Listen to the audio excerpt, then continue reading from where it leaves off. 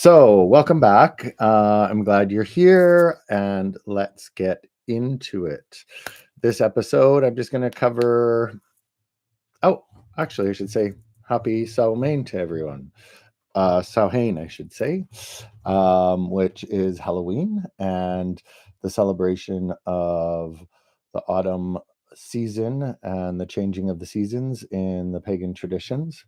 Um, it is written Samhain, but pronounced Samhain. And I'm probably still saying it wrong. Anyways, glad you're here. If you're not, I hope you watch this at some other time. It was important for me today to get this energy out. It's been just too long since I've done a video, but I've had a lot going on. As I mentioned, I went to a fairy gathering with the BC Radical Fairies. I took on the name Thunder. Had a beautiful, beautiful time connecting with community and opening up our hearts and being empathic and active listeners and open communicators with queer members of my community. It was a beautiful experience. I really focused on community building at this event and met a lot of great people. Um, yeah, I took on the name Thunder, as I mentioned before, but I'll probably edit that out. And that came from the idea. It came up a couple times, and one of them was Thunder, da na na na na na na. Good old AC/DC. So I loved the idea that thunder is a sound and a vocal energy that comes after intense divine light. And so it was resonating with me, and I like the vibe of it. And as I'm trying to further my vocal abilities and share with all of you on this channel, I thought it was a very fitting name. So here we are. Um, Basically, just wanted to share that with you guys. But coming back after being that opened and sharing with everybody, there definitely was what they call re-entry. And re-entry is that that vulnerability and sensitivity you feel when you've been in a vessel of loving open people and have to return just back to reality and return to the world we live in that isn't necessarily as loving of a space. So, there was some emotional overflow, and I think over the last couple weeks, there's been a lot going on. I finished a TV series, and my last job in the costume department as I move on to producing. I started a witchcraft workshop with the Reclaiming Witches of British Columbia, which is another community of wonderful people who are practicing their rituals and sharing their experiences. One of the nice things about reclaiming is they don't try to um, make everybody operate their magic in the same way. They embrace all sorts, as everybody's magic within them is unique to them. So for me, I've been finding it interesting trying to discover what my true magic is. When I went to the Ravens Claw, which is a pagan witchcraft store here in Vancouver on just off a Commercial Drive, I found a book. It is Planetary Magic, and it's a workbook. So for me, connecting with Stella, connecting with Kuzma, I really feel that's where I'm resonating. And in some of our rituals and practices with the reclaiming workshop, I've noticed they've been connecting a lot with deities and the gods and goddess energy when opening circles, and which was for me a little different. I really found I haven't had much connection with the gods and goddesses. I've worked with the angels, archangels, with my angel deck, of course, but for me, my connection with gods and goddesses aren't very strong as of yet. And so for me, it was a bit different. And in one of my classes, I was speaking to one of the other participants, and they were talking a bit more about their practice and about chaotic magic, which he said was more based in um, sacred geometry and the planets. And I think that's kind of more where I reside. But it did send me on a bit of a journey. I did also, in one of our instructors was talking about um, some of his practices and where he got some of his training and inspiration. And one of the places was called the Unnamed Path. And the Unnamed Path is a community out of California, um, of witchcraft basically, but it's also based in men who love men. And over this year, it's been really great for me to finally connect with the ancestry of queerness and to actually fully understand that queerness has always been here. And I think one of the things in being a marginalized sexual community is we've always felt like we're an outsider or that what we're doing is wrong. But if we go all the way back in time, our gay ancestors have been in communities, living on the outskirts, living in the woods. They'd be people that, you know, the normal tribes people would come for advice or healing, and we as being non male or female were also considered to being between the worlds. So learning more about this has really been enlightening to me. And when I started looking at the Unnamed Path, it talked about connecting to these queer ancestors and the guidance that they have that they can give to people within our community. So one of our practices was we had to make a sigil, and that's what you can see on this week's thumbnail, but also here is the sigil I created today to connect with my queer ancestors, and basically using the triangle as a sign of queerness, and then the back triangle being the ancestors, and the six-pointed star connecting us to the planets and the four directions. And of course, right now, as I'm moving through my planetary workbook, I'm working with the moon energy, and that's intuition. And for me, it was a perfect connection for that. So that sigil I created, and it's my little welcoming to the ancestors to enter my life and help me and help guide me and um, be a mentor to me as I'm learning, so I can learn, so I can share, and so I can heal. Um, so today was all over the maps day to day. I mean, the hoodie feels appropriate. It's one of those days where I just want to cuddle up. I tried to do a journey, shamanic journey, to connect with the ancestors this morning, which, as I'm just starting out, some of them work. Some of my meditations I really connect with. Other times I don't all that much. And this one I was 45 minutes through an hour, and I just kind of backed myself out of the journey. And afterwards, I just had emotional overflow, and it's fine. You have to deal with those emotions and you have to let them process.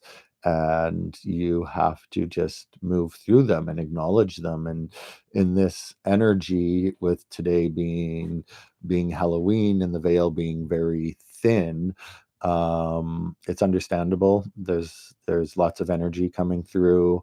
I'm in a time of high change, and it's just sometimes overwhelming and can feel frustrating, but you just got to move and change things, right? So for me, what I did was I went out for coffee and I went to a bookstore. And while I was at a bookstore, I found the lovely book of Two Flutes Playing, about spiritual journey for the gay men.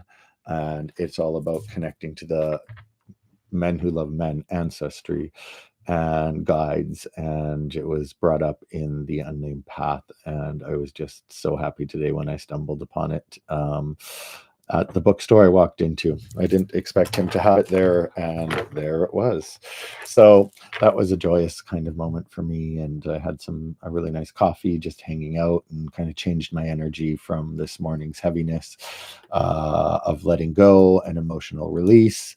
And as the new moon approaches, as a full moon approaches, it's a good time to be letting all of that go. So as it's building up in me towards that new moon, I know I'll be able to like flesh it out with the new moon and move on. I'm also in the journey of the Arcana right now, with the Magician being my lunar cycle right now, which is great because I've really been diving into my planetary magic, the reclaiming workshop, and setting up an altar for the first time. So everything's coming together, and I'm really enjoying learning and trying new techniques, and like, really just discovering the power that is within me.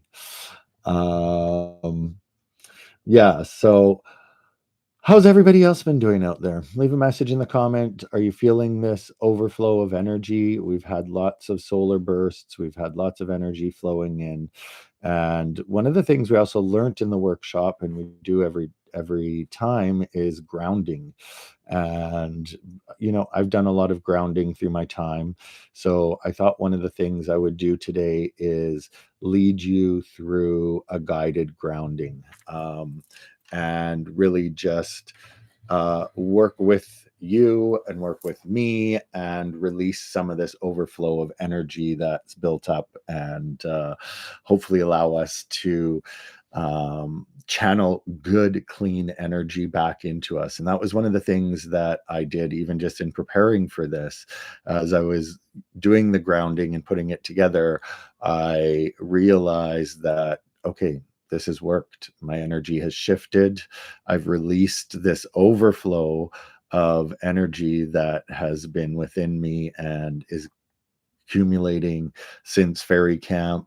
I have done quite a few groundings since then too, but today was different. It was just a lot of energy hitting, and I know I'm at this place of great change and just taking steps forward. I have a big meeting on Sunday for a new project that I'm very excited about, and stepping into my role as a producer full on. And we have a lot of our works coming to a head, so that there is a lot of excitement building around what we're doing, and I'm really excited to take this next step. So without further ado, why don't we try doing a grounding together? So first off, I want everybody to get comfortable in a nice seated, comfortable position, so that, let's switch this around a bit, so that you are supported, your feet are flat on the ground. And if you are wearing shoes, I would recommend taking them off unless they're leather or slippers. And even if you're inside, it's just one more layer of rubber that we don't really need to have on. So ideally, when I ground, I love going out into the park. It's raining, it's Halloween, it's crazy out there, but grounding can be done anywhere, because you are connecting to the energy from above, from within, and below, and you are processing that energy through you. So what we're going to do with this one, so once you have your feet planted firm on the ground. This is going to help you connect to the earth. And you're sitting, feel the weight of your body in the chair. Take one deep breath in. Hold it. And then slowly exhale. With your eyes closed now or a soft gaze, simply name the feeling that you're having. And for me today, I'm feeling full. I'm feeling an overflow of energy and compassion and emotion. So just take another deep breath, thinking about that.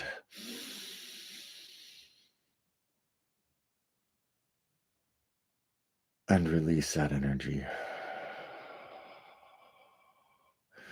Now visualize a thick, strong silver root that are growing from the soles of your feet, through the floor, through the soil, deep into the very core of the planet. Feel the pull of the earth. It is stable and it is safe. Now keep breathing normally throughout all of this. Imagine that the excess turbulent energy that you're feeling, that anxiety, that overwhelm, is anxious water that's overflowing. It's draining right out of your body. Feel it as it moves down the roots, safely absorbed by the planet. Feel the drain. Feel the release. Feel the relief. What is too much is all being released and flowing down into the earth.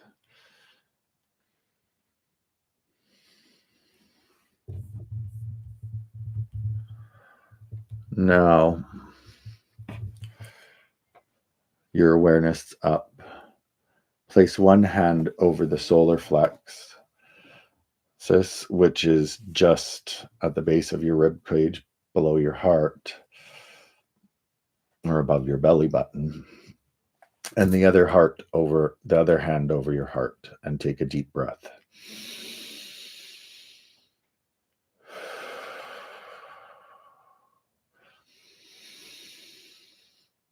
Now, as you exhale, feel the earth sending up clean, stabilized, metallic green light through the roots.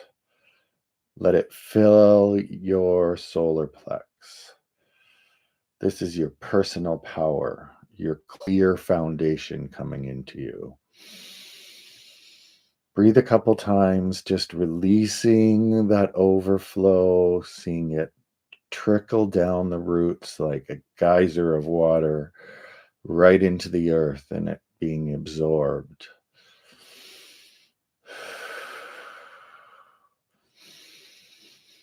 Now, as you breathe in, that green energy is coming back through those roots, cleansed and purified, and coming right back up to your solar plexus.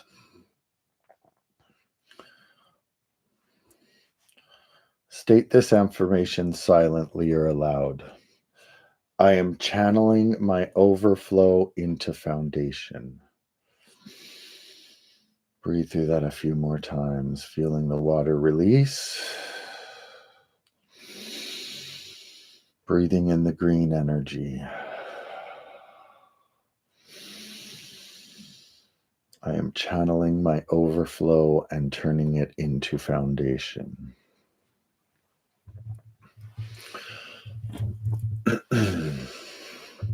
So take one more deep breath.